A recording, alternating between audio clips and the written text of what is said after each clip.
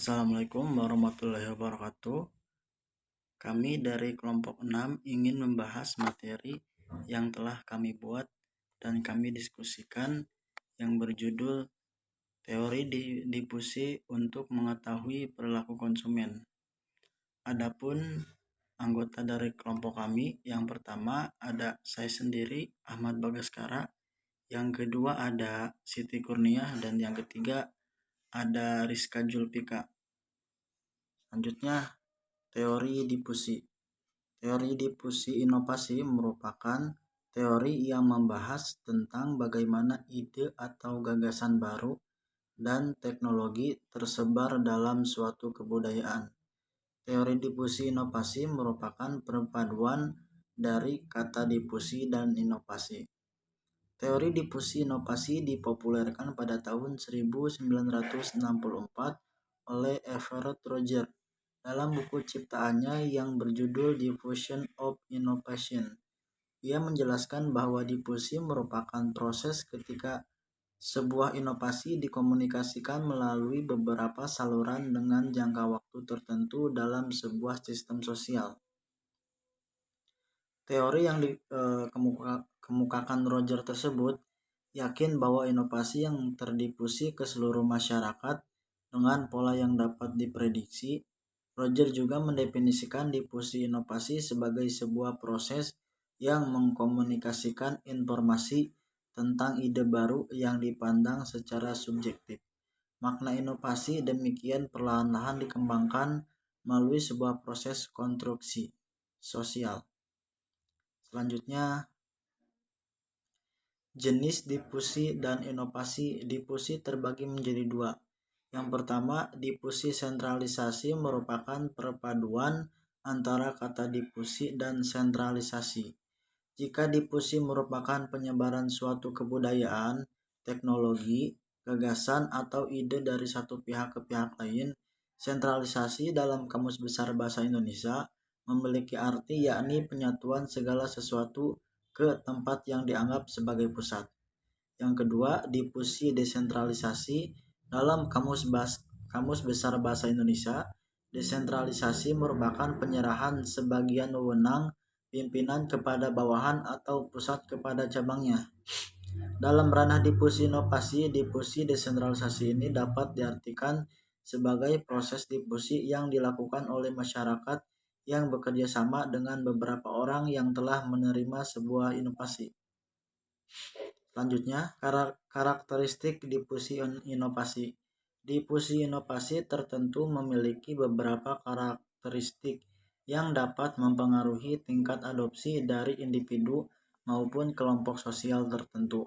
Karena tujuan utama dari sebuah difusi inovasi adalah diadopsinya gagasan atau ilmu pengetahuan baik oleh seorang individu ataupun kelompok tertentu.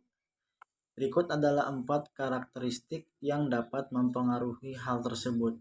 Yang pertama, keuntungan relatif advantage. Kedua, kesesuaian compatibility. Ketiga, kerumitan complexity. Keempat, dapat diuji coba triability.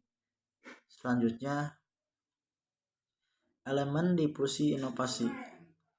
Roger sang ilmuwan mengungkapkan bahwa dalam proses difusi inovasi terdapat 4 elemen pokok. Berikut adalah keempat elemen pokok yang akan melengkapi teori difusi inovasi. Yang pertama ada inovasi, yang kedua saluran komunikasi, yang ketiga jangka waktu, dan yang keempat adalah sistem sosial. Selanjutnya akan dilanjutkan oleh rekan saya. Inovator merupakan orang yang memperkenalkan inovasi, gagasan, ide, atau metode yang baru. Seorang inovator biasanya memiliki ciri utama sebagai individu yang menyukai tantangan dan berani mengambil resiko. Early adopter atau pelopor. Perintis atau pelopor diartikan sebagai seseorang yang memulai untuk mengerjakan sesuatu. Bersedia memulai inovasi dalam sebuah kelompok, biasanya mereka memiliki ciri utama sebagai seseorang yang terpandang dan memiliki pengikut dalam suatu lingkungan sosial. Sekitar 13,5% orang termasuk dalam kategori early adopter. Late majority. Pengikut akhir merupakan mereka yang secara bersama-sama menjadi pengikut dalam suatu inovasi. Ciri khas pengikut akhir ini ialah mereka merupakan kelompok yang memiliki pertimbangan pragmatis terhadap suatu kebenaran dan kebermanfaatan suatu inovasi yang hendak mereka adopsi. Jumlah kategori orang yang termasuk late majority ialah sekitar 34%. Early majority atau pengikut dini. Pengikut dini merupakan mereka yang bersama-sama menjadi pengikut awal dalam suatu inovasi. Seseorang yang merupakan pengikut dini memiliki ciri khas berupa pertimbangan yang matang sebelum mengambil keputusan. Ada sekitar 34% orang dalam suatu kelompok sosial yang termasuk ke dalam early majority. Laggard atau kelompok kolot atau tradisional. Laggard atau kelompok kolot merupakan kelompok terakhir yang paling sulit dalam menerima sebuah inovasi baru. Kelompok ini jumlahnya sekitar 16% dalam suatu kelompok sosial. Mereka memiliki ciri utama berupa sangat sulit dalam melihat atau menerima suatu perubahan. Jumlahnya ada sekitar 16% dalam suatu kelompok sosial. Tahapan pengambilan keputusan inovasi. Tahap pertama adalah tahap munculnya pengetahuan atau knowledge. Tahap pengetahuan atau knowledge merupakan tahapan pertama dalam penyebaran informasi mengenai suatu informasi baru. Suatu inovasi akan disampaikan dan dikomunikasikan dengan tujuan seseorang dapat mengetahui dan memahami bagaimana bentuk inovasi tersebut. 2. Tahap persuasi atau persuasion. Dalam tahap persuasi atau persuasion, seseorang akan membentuk sikap untuk dapat menyetujui atau tidak menyetujui sebuah inovasi. Dalam tahap persuasi, seseorang akan mencari tahu lebih dalam informasi mengenai inovasi tersebut, termasuk keuntungan dan kerugian mengenai informasi tersebut. Kemudian yang ketiga, yaitu tahap keputusan atau decision. Pada tahap keputusan atau decision ini, seseorang dapat membuat keputusan terkait sebuah inovasi. Seseorang akan terlibat dalam aktivitas yang membawanya pada suatu pilihan, akan mengadopsi inovasi tersebut, atau bahkan menolaknya.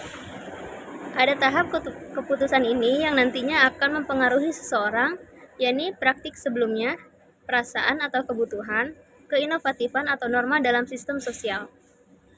Kemudian yang keempat, tahap konfirmasi atau confirmation. Pada tahap konfirmasi atau confirmation, seseorang akan mengevaluasi dan memutuskan apakah akan terus menggunakan inovasi tersebut atau bahkan mengakhirinya. Selain itu, seseorang juga akan mencari berbagai penguatan atas keputusan yang telah ia ambil sebelumnya. Jadi kesimpulannya di sini, berdasarkan penjelasan di atas tadi, kita dapat mengetahui lebih dalam mengenai apa yang dimaksud dengan teori difusi inovasi, jenis-jenisnya, karakteristiknya, tahapan hingga manfaatnya dalam kehidupan bermasyarakat. Dengan adanya inovasi yang dibarengi pemahaman terhadap teori difusi inovasi, diharapkan perkembangan dan penyebar luasan inovasi baru dapat bermanfaat dan dirasakan oleh setiap kelompok masyarakat. Nah, setiap individu dan suatu kelompok masyarakat tertentu jelas membutuhkan inovasi baru seiring berjalannya waktu dan perkembangan zaman. Inovasi baru tersebut tentu saja dibutuhkan karena setiap manusia membutuhkan inovasi baru dalam rangka mempermudah segala aktivitasnya dalam berbagai aspek kehidupan. Mungkin itu saja yang bisa kelompok kami sampaikan, kurang lebihnya kami mohon maaf. Semoga dengan teori ini, dengan presentasi kami ini dapat dipahami oleh rekan-rekan semua. Terima kasih. Wassalamualaikum warahmatullahi wabarakatuh.